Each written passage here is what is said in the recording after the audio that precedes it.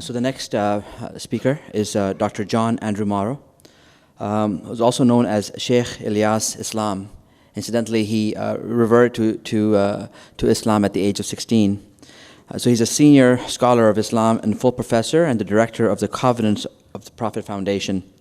Besides being a professor, he's an author and research scholar. He has authored a large number of books and articles on a wide variety of topics, including Prophet Muhammad, Malcolm X, Shiism, to name a few. He is best known for his critically acclaimed study on the covenants of Prophet Muhammad with the Christians of the world. The covenants of Prophet have generated over 300 reviews, articles, and interviews, along with speaking engagements around the world. The book has received the blessings of Pope Francis, the Patriarch Theophilus III, the Patriarch Bartholomew, as well as the Holy Council of Fathers from Mount Sinai. He has also received the blessings of Sheikh Habib Ali al-Jifri, the Grand Mufti of the Muslim world and the University of Al-Azhar. He has also received the blessings of prominent Shia scholars from around the world. The Covenants of Prophet Muhammad with the Christians of the world has inspired the Covenants Initiative that urges Muslims to abide by the treaties concluded between the Messenger of Allah and the Christian communities of his period. The Covenant Initiative has been signed by hundreds of leading scholars, academics, and activists from the Sunni and Shia community. Upon the request of Christian leaders, the Covenants Initiative has spawned the Genocide Initiative, which seeks to have the crimes committed by ISIS and other Takfiri terrorists characterized as acts of religious, ethnic, and cultural genocide. The Genocide Initiative has inspired a series of resolutions in the U.S. Congress, resolutions that recognize the genocide that ISIS is committing against Christians, Yazidis, Kurds, Sunnis, and Shias. In November, Dr. Morrow issued a statement against ISIS. The statement reached over 1 million Muslims. Partly inspired by his actions, over 70,000 Muslim clerics in India issued a fatwa stating ISIS is an un-Islamic and that Takfiris are to be deprived of Muslim burials. Starting in February, Dr. Morrow will be teaching a course on the Covenants of Prophet from Taqwa Academy. So Taqwa Media is launching a pilot program which is going to be called Taqwa Academy. And the purpose at Taqwa Academy is to create awareness regarding Islamic issues. This will be an online course for 10 weeks, and the idea for this course will allow students to navigate the political process from a grassroots effort. This is a pilot program, as mentioned, and its success will be determined by the engagement from our community. There are sign-in sheets at the front to the left of me at the table. Please see me for additional details.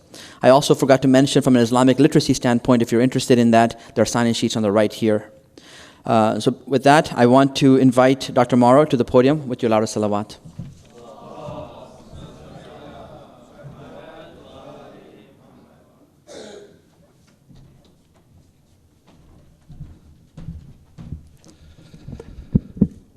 أعوذ بالله من الشيطان الرجيم بسم الله الرحمن الرحيم الحمد لله رب العالمين صلوات والسلام على نبينا حبيبنا عزيزنا أبو القاسم محمد وعلى آله الطيبين الطاهرين المعصومين صلوات.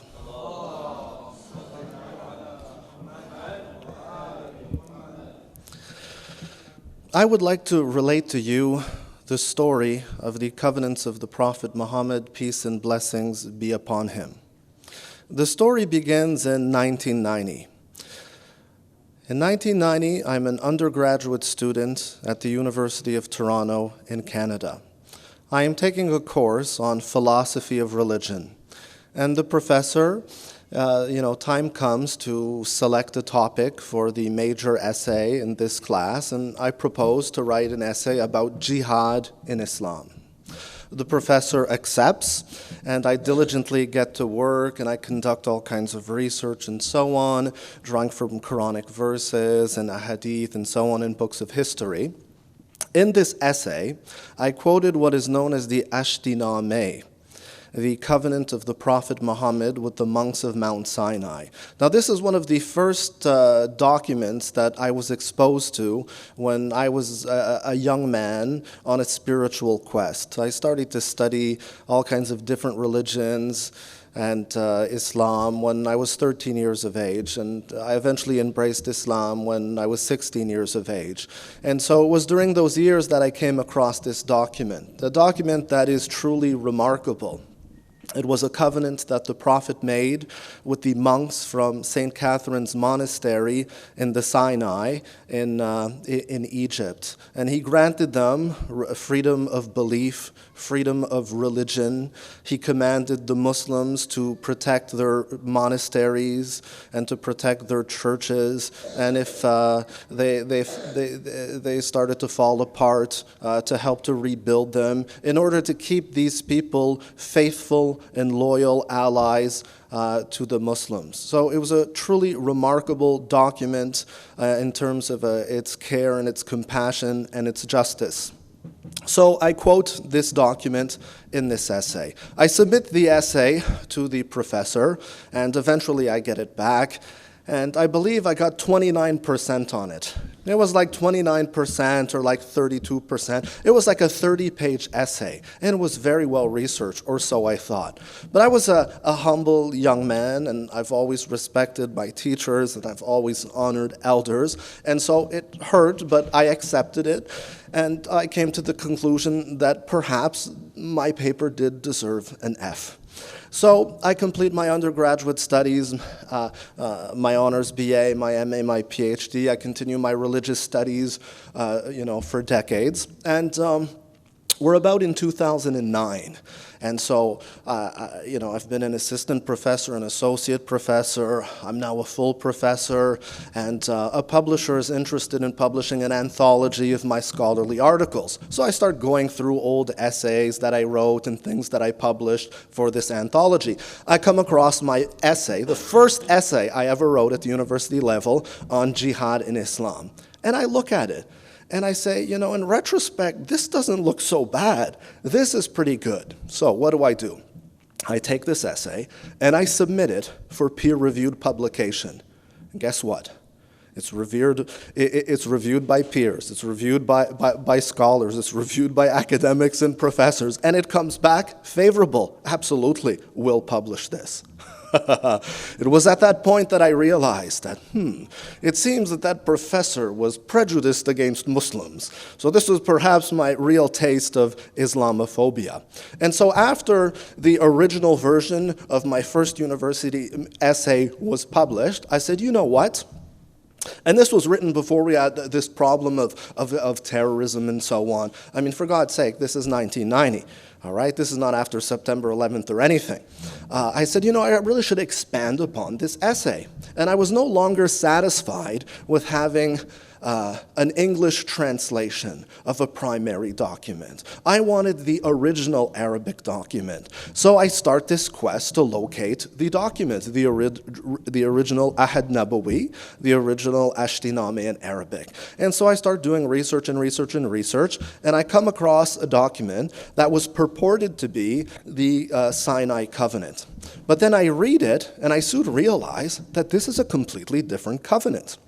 The covenant in question was published in 1630 in Paris by a Maronite priest by the name of Gabriel Sionita. And it was published in 1630. It was republished. It was a bestseller for centuries in Europe, this covenant of the prophet. So I realized that this is not the document that I'm looking for. That document had actually been brought back by a priest by the name of Pacifique de Provins, or Father Scalinger. Now, he had been traveling throughout the Ottoman world and the Safavid Empire, and during the course of his travels, he discovered a letter of the prophet. Apparently, it was discovered in a monastery in the Levant, in the area of Palestine, Lebanon, Syria. According to some scholars, he found it at the monastery of Mount Carmel. And so he brought it back. It was a letter of protection that the prophet had given the Christians of that area. He brought it back to Europe. He presented it to the King of France, who was famous for collecting ancient manuscripts from the Middle East. He gave it to this priest, Gabriel Sionita, who published it in the original Arabic, along with a Latin translation. So I continue trying to find the original of this document. And I come across another one, allegedly the Sinai Covenant, but I soon realized that no, In fact, this is a document that was found in the cathedral of New Julfa in Isfahan in the early 20th century by a scholar who was conducting research there. And so this was a copy of a covenant of the prophet that was certified and authenticated by Shah Abbas, on the authority of Imam Jafar as-Sadiq alayhi salam and so on. And so this was another document. And so I continue my quest and I find yet another document, a covenant of protection that was given to the Assyrian Christians. Finally, I find a book in which there is a picture of this Ashtiname. And so I contact the publisher and I say, would it be possible for you to send me a high-resolution copy of this document?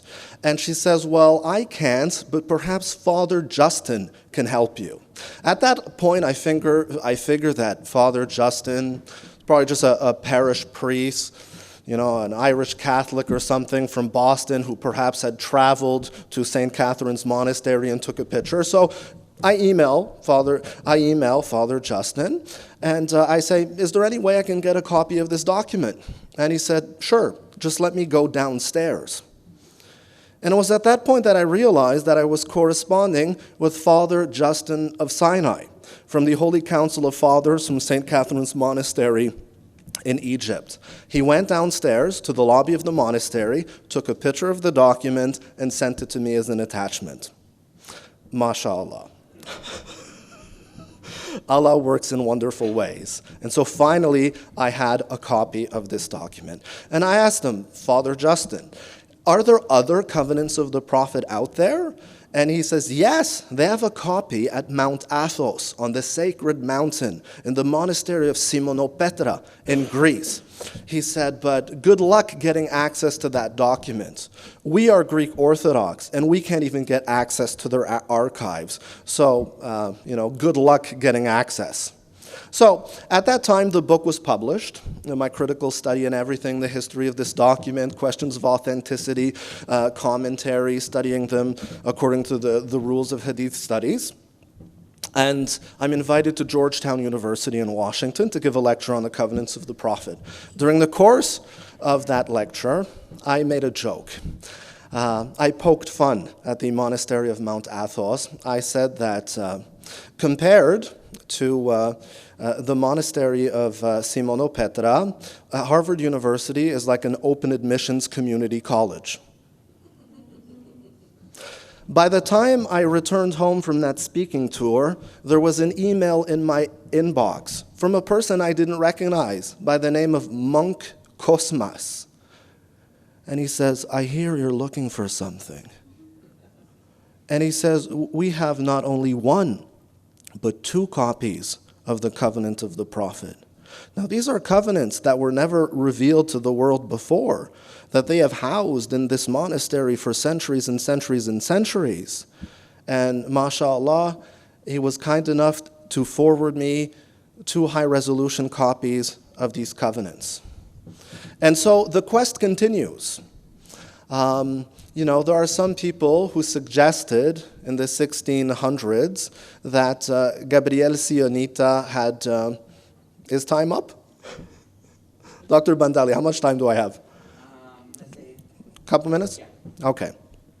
So, that's not the end of the story, because the story continues after the publication of the book. There are some people who suggested that this Capuchin priest, Pacifique de Provins, Father Scaliger, had forged this covenant. He made it up.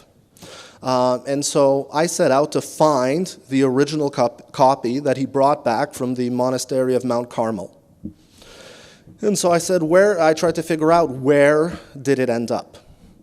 And I said, well, maybe it ended up in the King's Library. And then I said, French Revolution. They burned all the libraries.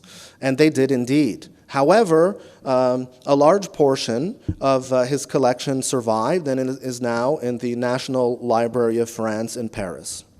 And so I'm going through an ancient manuscript filled with ancient Christian documents. And I look at the index because it's been indexed by the librarians. There's no sign of anything. I flip through it. And what did I find at the end of this manuscript? a copy of the covenant of the Prophet Muhammad with the Christians of the world, the original copy that had been brought back by Father Scaliger that was already several centuries old. So I confirm that he did indeed bring back a covenant from the Middle East. So after I give the lecture at Georgetown, I'm invited all over the place. I'm invited to Europe. I speak in France and in Belgium and the Netherlands and the United Kingdom and other countries.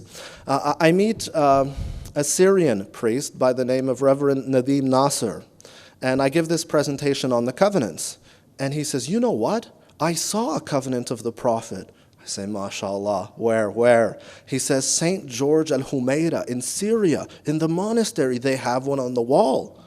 And so I contact the monastery, and the abbot at the time was Father Damascenos. And I asked him about this covenant, and he sent me a copy of the covenant, and it's virtually identical to the one that the priest had brought back to France in the 1600s. And this is a monastery that has been under siege, besieged by these Takfiri terrorists. Can you believe that? Surrounded by people who profess to be Muslims, who are hell-bent on destroying this monastery and killing all of the priests and all of the monks. And yet, their most cherished possession, it's priceless to them, is on their wall. And it's a letter from the Prophet Muhammad guaranteeing them protection for their lives and their property and their religion and their faith. So I will wrap up my little presentation on that note. Assalamu alaikum wa rahmatullahi wa barakatuh.